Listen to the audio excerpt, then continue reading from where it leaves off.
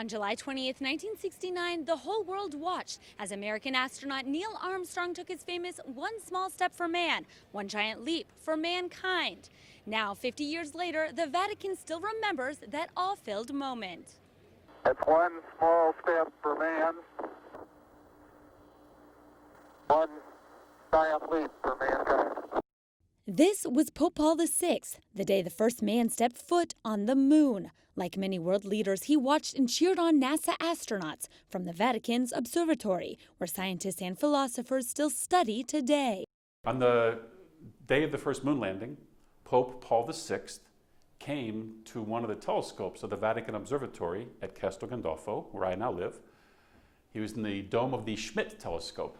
He looked at the moon to the telescope, and then he watched the TV coverage of the landing. And once they knew the astronauts had landed safely, he made a televised address to Italy. And then he actually sent a message to the astronauts, a greeting. His greeting was from Psalm 8, praising God for the conquerors of the moon.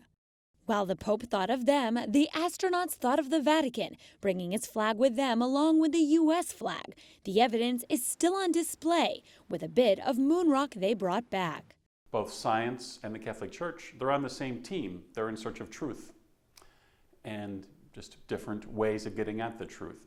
So I think ultimately it comes down to that. The Church is on the side of whoever is seeking the truth. This mission for finding the truth also led to another Catholic value, universal unity.